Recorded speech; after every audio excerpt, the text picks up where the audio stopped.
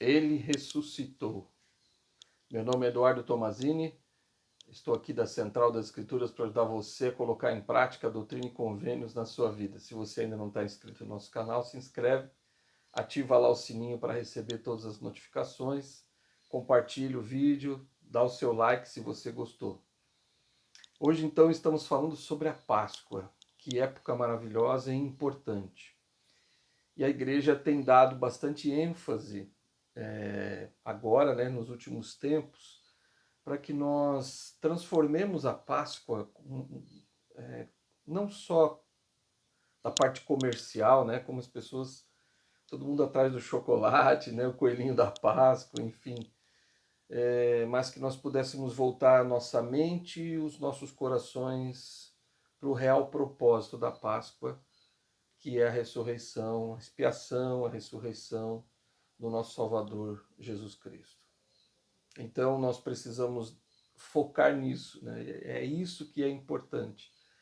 Por isso que agora, né, desde o ano passado, se não me engano, que as reuniões, a reunião sacramental de Páscoa não tem as aulas somente focado na Páscoa.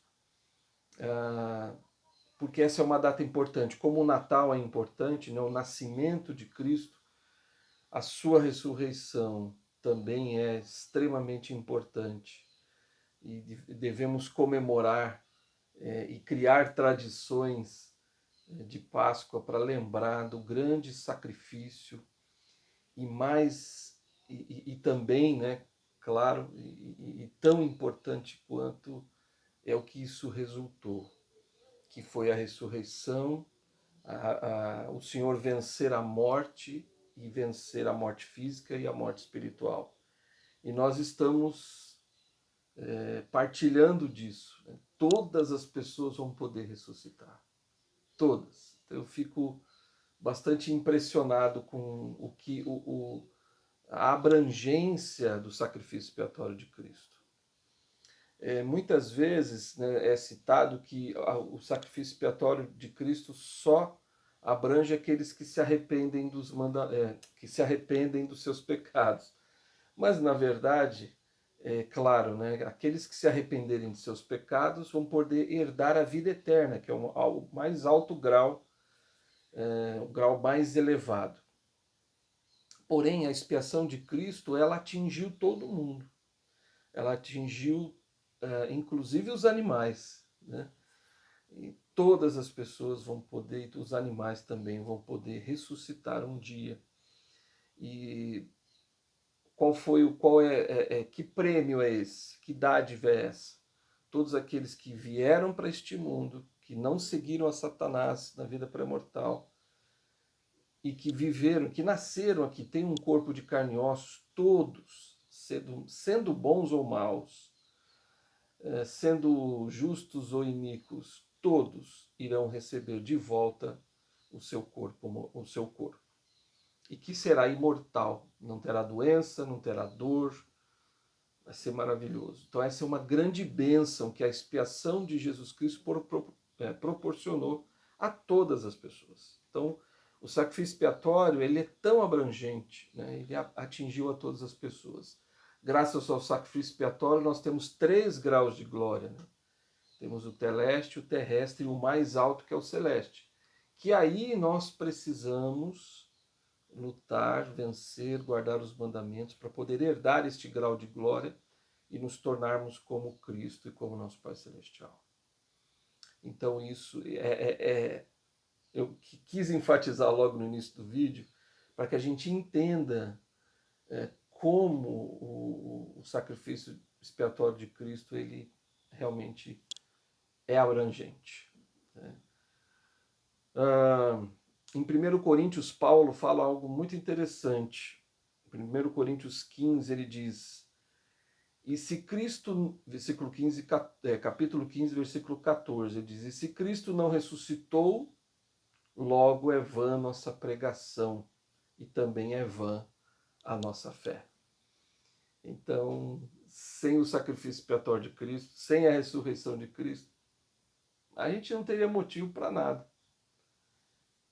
Primeiro que só iria existir o inferno, né? Todo mundo iria para o inferno, porque não teríamos, não foi paga a nossa dívida, mas não teria sido paga, né? Mas Cristo pagou, e por isso nós temos a possibilidade de herdar a vida eterna, ou quem quiser ir para os outros graus de glória, quem não guardar os mandamentos, enfim, não for fiel ao seu testemunho de Cristo, enfim, vão para os outros graus. Mas é por isso que nós estamos aqui, é por isso que a gente tem que lutar na nossa vida para merecer realmente herdar o reino celestial. E a ressurreição de Cristo, ela é tão importante, porque, como falei, a gente vai ter de volta os nossos corpos, que serão perfeitos, sem dor, sem doenças, a gente vai estar realmente perfeito, com toda a energia que a gente precisa para poder realizar as coisas. Mas o importante é que Cristo ressuscitou, e é disso que a gente está falando, né? E quão importante é esse momento que nós estamos vivendo agora, essa semana, a semana da Páscoa. E amanhã, no domingo, você e eu teremos a oportunidade de estar na igreja e desfrutar do doce espírito que é lembrar dos grandes sacrifícios do Salvador e da sua ressurreição. E saber que Ele está vivo, que Ele vive entre nós e que Ele nos ama e que está sempre com seus braços estendidos para nos ajudar. Mas a ressurreição de Cristo não é algo que somente é dito, né? Mas que foi comprovado, foi testemunhado por muitas pessoas. A gente nem sabe de todas, né? Pelo menos não temos registro de todas as pessoas que viram o Salvador Jesus Cristo. Mas a gente sabe que muitas pessoas viram depois que ele ressuscitou. Primeiro, Maria Madalena viu o Senhor no sepulcro. Cristo andou e conversou com aqueles 2 discípulos de Emaús. Ele apareceu aos apóstolos, todos os apóstolos tocaram, né, nele, nas suas marcas. Estevão também viu Jesus Cristo ao lado de Deus, naquela visão, quando ele foi assassinado. Cristo também apareceu para Saulo, né, o apóstolo Paulo, antes de se tornar apóstolo. O Senhor falou com ele, ele viu. Cristo foi visto por mais de 500 pessoas, as Escrituras mencionam lá no Novo Testamento. Jesus mostrou-se ao povo de Nefe para cerca de 2.500 pessoas que viram e tocaram suas marcas um a um. A gente tem esse relato no livro de Mormon. Mormon foi visitado pelo Senhor também. Mormon relata isso, que ele viu o Senhor. Joseph também viu, né, e vindo agora mais para a nossa época, né, a gente estava falando da época de Cristo, quando ele ressuscitou. Depois ele aparece para Mormon, né, 600 anos depois da sua ressurreição. Agora nós estamos falando que Joseph viu o pai e o filho, então ele viu o Salvador também face a face em 1820. Depois, numa visão gloriosa, que é a sessão 76, que Joseph e Sidney Rigdon, então mais uma testemunha aí, o Sidney Rigdon viu Cristo à direita do Pai. Joseph e Oliver também viram, então Oliver também mais uma testemunha, viu o Salvador no templo de Kirtland. E mais recente, que a gente tem registro, pelo menos, que a gente sabe que foi relatado, é que o presidente Lorenzo Snow, o 4º presidente da igreja, né? Primeiro foi Joseph, segundo Brigham Young, depois John Taylor, o 5º, né? Wilford Woodruff, e aí Lorenzo Snow, 5º presidente da igreja, viu também o Senhor. É interessante essa experiência que ele conta, que o presidente Wilford Woodruff tinha falecido, e ele era o presidente do quórum, ele era o apóstolo sênior, então ele seria presidente da igreja. E ele ficou bastante preocupado com essa missão. Imagina se você estivesse no lugar dele, ou eu, a gente ficaria extremamente, e agora, né? O que eu tenho que fazer? O que o senhor espera de mim como presidente da igreja, como profeta? O que o senhor gostaria que eu fizesse? E aí o presidente Snow, ele vai no templo e ele ora e vai na sala celestial tal, mas ele não recebe nenhuma resposta. E aí então ele está saindo um pouco triste, né? Porque não tinha obtido nenhuma resposta do Senhor para o que o Senhor queria dele, esperava dele. Então ele sai e ele está no corredor do templo. Não tinha ninguém dentro do templo, ele estava no corredor, quando então o Salvador se manifestou a ele. Então nós temos aí o último, pelo menos, relato que a gente tem de que alguém que viu o Salvador face a face. Então se a gente somar aqui, dá, puxa, mais de 3 mil e poucas pessoas que viram, pelo menos que a gente tem registro, que viram o Salvador face a face. Então são quantas testemunhas? Então tem muitas testemunhas. Será que todas essas pessoas mentiram, né? Será que todas as pessoas foram falsas? Mais de 3 mil pessoas viram o Senhor. Então, e mais do que isso, né? Mais do que ver, eu sei que talvez você que esteja me assistindo, e eu não vi, mas eu sei, eu sinto a presença do Salvador na minha vida. Eu posso não ter visto com os meus olhos, porque talvez, porque eu ainda estou longe disso, né, de ver o Senhor face a face. Um dia eu espero muito por isso, que eu esteja pronto, que eu ainda não estou, e que eu possa me ajoelhar aos seus pés e agradecer tudo que ele fez por mim, que ele representou na minha vida. Enfim, pedir perdão por tudo que eu fiz de errado. Então um dia você também vai ter essa oportunidade. Todo joelho dobrará e toda língua confessará que Jesus é o Cristo. Todos vão estar à frente, na frente do Salvador Jesus Cristo. Então, Joseph Smith e Sidney Rigdon, quando tiveram a visão dos graus de glória, eles deram um testemunho. E é muito bonita essa escritura, e ela é muito importante. E eles disseram, né, Joseph escreveu, e agora, depois dos muitos testemunhos que se prestam dele, este é o testemunho último de todos que nós damos dele, que ele vive. Porque ouvimos, sim, à direita de Deus, e ouvimos a voz testificando que ele é o unigênito do Pai. Então, essa é a mensagem de hoje, essa é a mensagem da Páscoa. Que ele vive, ele ressuscitou e ele está de braços abertos para nos receber. Recentemente tivemos uma mensagem da primeira presidência, até tem um vídeo que o Elder Oaks, o presidente Oaks, ele fala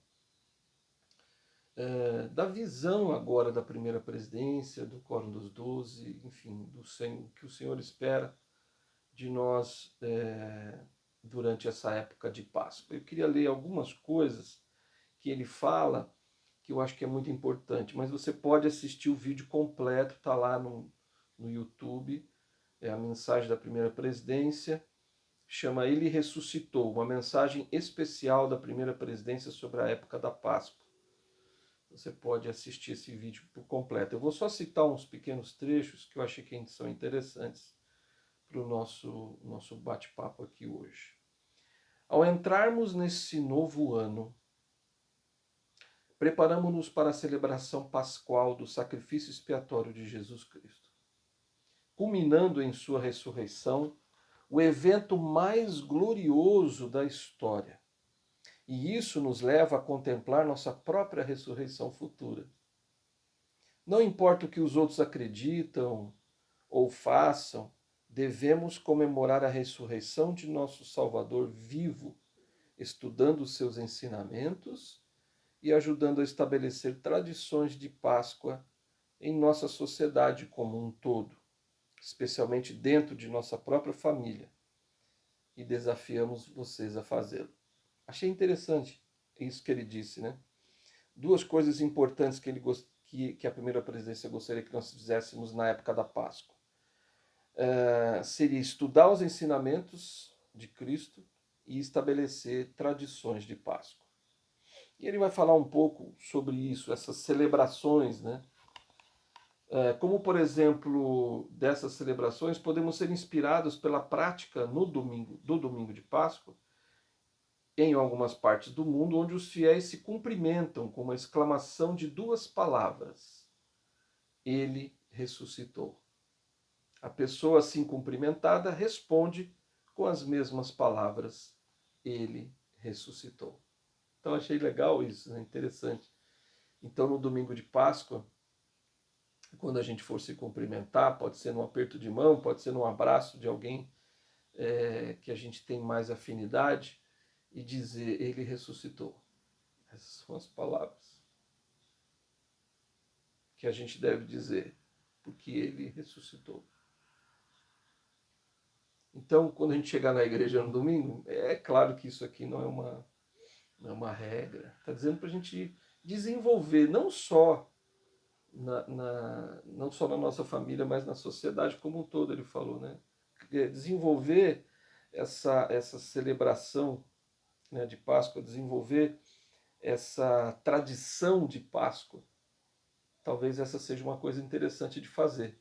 Cumprimentar e dizer: Ele ressuscitou.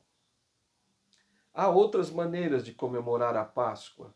Podemos reconhecer a importância da ressurreição, ensinando o significado profundo da ressurreição universal, que é possível pelo grande plano e pelo amor ilimitado de Deus, o Pai, e de nosso Salvador Jesus Cristo. Então, existem outras maneiras que a gente pode fazer, mas a gente não pode se esquecer disso, né, do que é mais importante, é a ressurreição.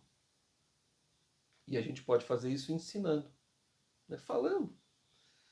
Talvez numa conversa, amanhã, domingo, a hora do almoço, que a gente vai estar ali em família, vamos falar um pouquinho de Cristo, né? Vamos falar um pouquinho dos nossos sentimentos. Como é que você se sente a respeito do Salvador Jesus Cristo? O que ele é para você? Por que é tão importante a ressurreição? Enfim. Essa semana também eu estava vendo o Elder Holland, presidente Holland, né, presidente do Quórum, interinamente do Quórum dos 12, ele faz um estudo, né, são poucos minutos ali, 10, 12 minutos, e ele fez falando sobre a Páscoa. E eu gostei demais das coisas que ele falou.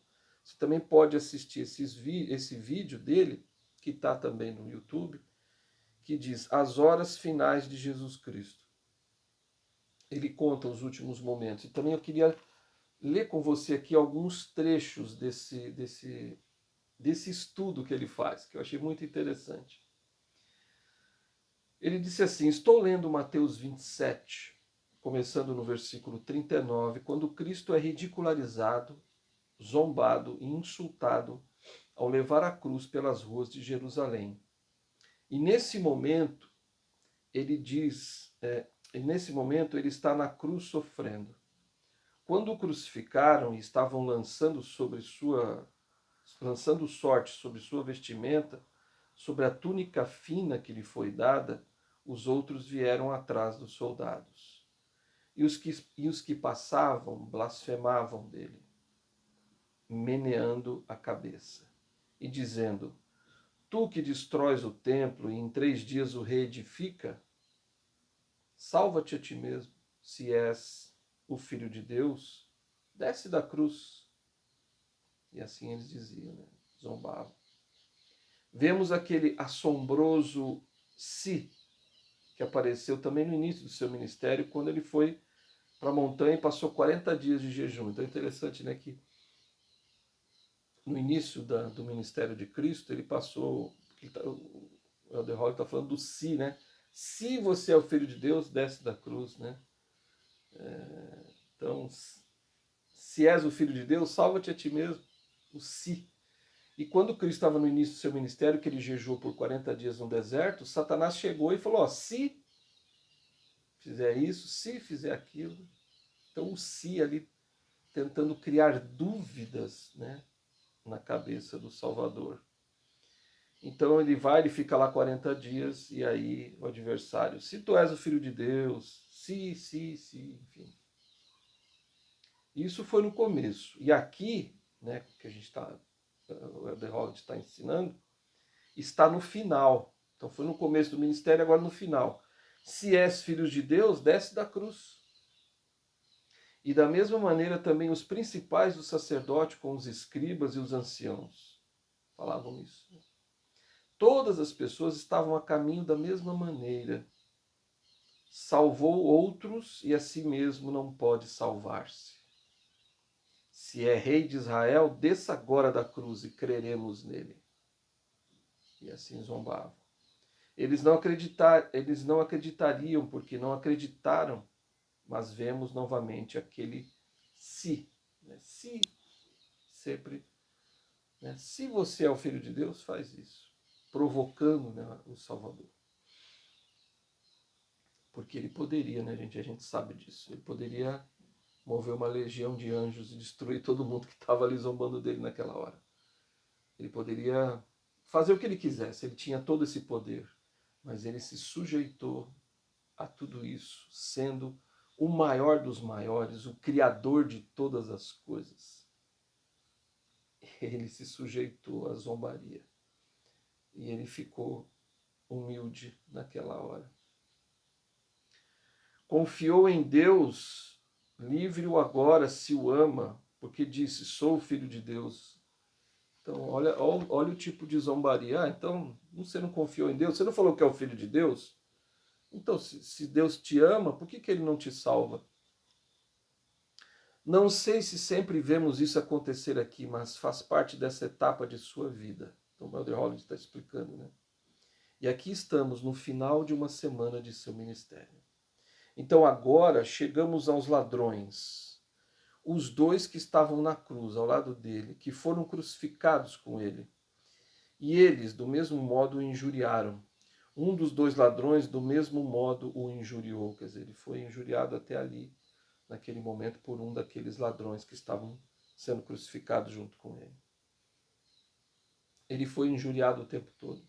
Bateram nele, cuspiram nele, bateram na face, chicotearam, colocaram uma coroa de espinhos. Ele teve que carregar a cruz por parte do trajeto até ao Gólgota. Ele estava tão cansado que ele já tinha passado pela expiação. Tudo aconteceu lá no Getsemane, né? Muito sofrimento, e aí tudo aquilo que ele estava sofrendo, fisicamente o corpo dele estava realmente bastante debilitado. E ainda assim, ele ouvindo essas zombarias o tempo todo das pessoas. Agora é a 9ª hora, com escuridão total por 3 horas, e perto da hora 9, exclamou Jesus em alta voz.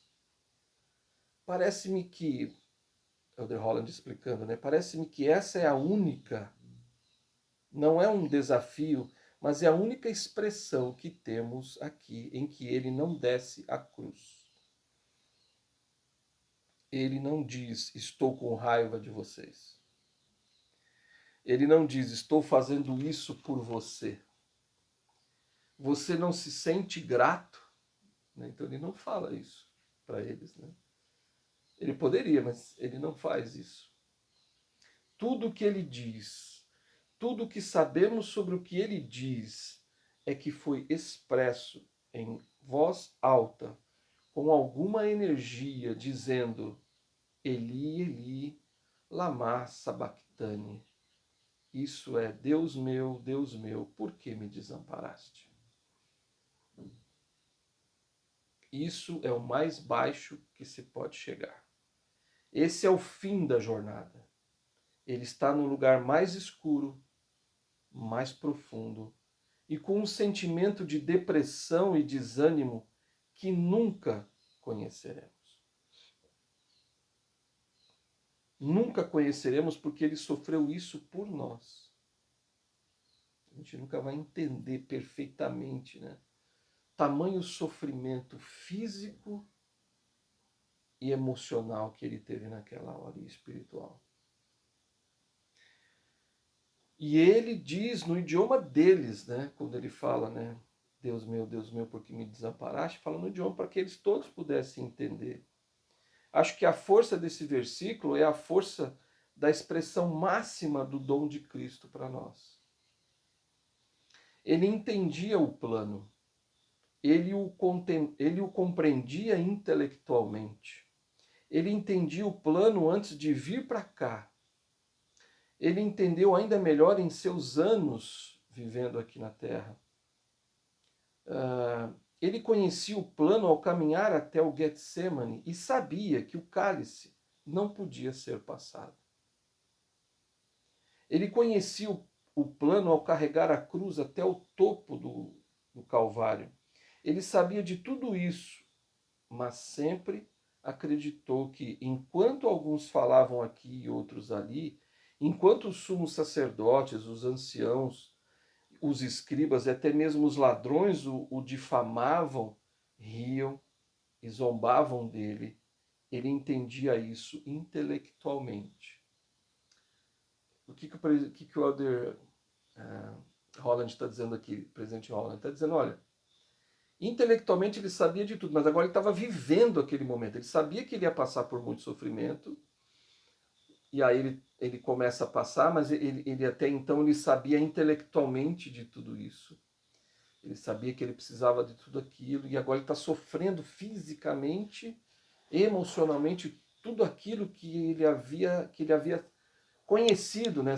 Sabido antes. Né? Ele já tinha esse conhecimento, mas agora ele estava entendendo isso fisicamente e, enfim, emocionalmente, espiritualmente. Mas o que ele não entendia, e aqui agora vem uma parte importante desse estudo que o Elder Holland faz. E o que ele não entendia era se Deus também faria isso. Todo mundo abandonou ele. Todo mundo. Todo mundo simplesmente o abandonou. Mas ele nunca esperava que isso fosse acontecer com o pai.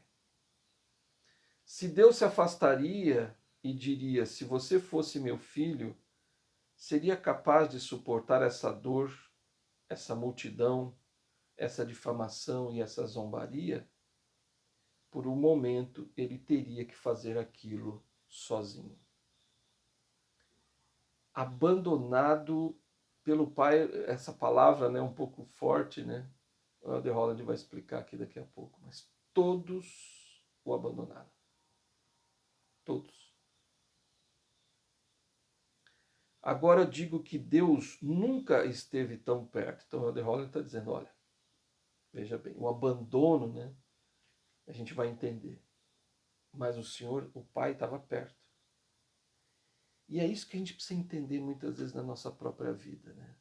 Que a gente parece que sente um silêncio do Pai na nossa vida, de Cristo, do Espírito. Parece que há um silêncio diante de provações, dificuldades que a gente passa. Mas ao entender o que aconteceu com Cristo aqui, ao estudar isso, talvez a gente possa compreender bem também o que aconteceu com ele. Pode também acontecer muito infinitamente, muito pouco, né? Mas entender, pelo menos, muitas vezes esse abandono, entre aspas, que não é um abandono. Mas a gente vai entender, olha só. Então vou voltar aqui. Agora digo que Deus nunca esteve tão perto. Minha declaração é a seguinte: Deus nunca esteve tão perto de seu Filho unigênito como neste momento tão difícil, né, que ele estava vivendo ali. Nunca. Mas não foi permitido que o Salvador sentisse isso. Ele tinha que trilhar esse caminho sozinho. E agora vem a explicação que eu achei assim fantástica do Elder Holland. Então, o que ele está dizendo? Olha, o pai estava perto dele, nunca o abandonou. Como acontece com você, acontece comigo. E com Cristo não foi diferente. Ele nunca o abandonou, mas ele não permitiu que Cristo sentisse que ele estava perto. Ele sentiu que estava sozinho. Tanto é que ele expressa isso na cruz. Ele disse, Pai, por que me desamparaste? Mas o pai estava ali. O pai sabia, mas ele não podia sentir. Cristo tinha que se sentir abandonado por todos, para que ele pudesse cumprir, finalizar todo o processo de expiação. Ele tinha que ir sozinho até o lagar e esmagar as uvas da redenção. Sozinho no lagar. A tradução não poderia expressar esse sentimento. Só temos o que escutar com toda força e, de certa forma, temos que escutar em voz alta. Uma voz que diz, eu sei o que estou fazendo e dói. Eu sei o que estou fazendo e sangro. Eu sei e sinto. É a única coisa que posso dizer em voz alta, digo em voz alta, no idioma que vocês entendem. Quando ele diz, Pai, Pai, por que me desamparaste? Então, ele sabia que ia sofrer tudo aquilo, mas agora estava doendo. Ele sabia que ele tinha que passar e tomar esse cálice, mas agora estava sangrando. Entende a diferença? Então, o saber, claro, é algo que também machuca, né, interiormente, emocionalmente, mas agora ele estava vivendo esse momento. Então, essa semana, né, que ele passa, ou de quinta até quinta e sexta, ele sofre muito. Ele realmente sente, ele sabe, ele sabia, mas agora ele estava sentindo tudo aquilo. Assim que isso aconteceu, houve problemas. O véu do templo se rasgou, os sepulcros foram abertos, e eles entraram na cidade e apareceram a muitos. Houveram todas essas manifestações notáveis de que ele era o Filho de Deus e que não precisava haver nenhum se, né? Se é o Filho de Deus, faz isso, faz aquilo. Que os principais, os sacerdotes, os escribas e os anciãos, todos entenderam que ele era o Filho de Deus, conforme expresso no versículo 54. E o centurião e os que com ele guardavam Jesus, vendo o terremoto e as coisas que haviam sucedido, tiveram grande temor e disseram, verdadeiramente este era o Filho de Deus. A declaração mais direta que temos nas Escrituras sobre esse evento é a de um centurião romano, um descrente, um ateu, por assim dizer, que disse, verdadeiramente este era o Filho de Deus. Que fantástico. Então, testemunho de um homem que era um ateu, provavelmente um ateu, alguém que não acreditava em Deus, e por causa de tudo que ele viu ali, ele passou realmente a acreditar que Cristo, e ele disse, e testemunhou, né, que esse realmente era o Filho de Deus. Para finalizar meu vídeo de hoje, que possamos pensar sobre isso. Pensar sobre o Salvador. E pensar que tudo isso que ele fez foi por nós. Tudo isso que ele fez foi para agradar o Pai. Para fazer a vontade do Pai. E para demonstrar o seu amor pelo Pai e por nós também. Ele ressuscitou, encontre-o. Onde quer que ele tenha andado, onde quer que ele tenha ensinado, onde quer que ele tenha curado, ele mudou tudo. O homem a quem chamaram mestre, Messias, amigo, morreu. Mas o maior milagre ainda estava por vir. Ele não está aqui, ele ressuscitou, ele vive. E porque ele vive, se você se achega a ele e busca-o e chama-o, ele está aqui. Desde o começo, agora e sempre, ele está aqui. Durante os bons momentos, os ruins e os não tão bons, ele está aqui. Não importa quem você seja ou quem você tenha sido, ele está aqui. Não há exceções, nem causas perdidas. Não há nenhuma exceção, não há nenhuma causa perdida. Em todos os momentos e em todos os lugares, ele está aqui. Ele ressuscitou no terceiro dia e vive hoje. Encontre. Te vejo no próximo vídeo.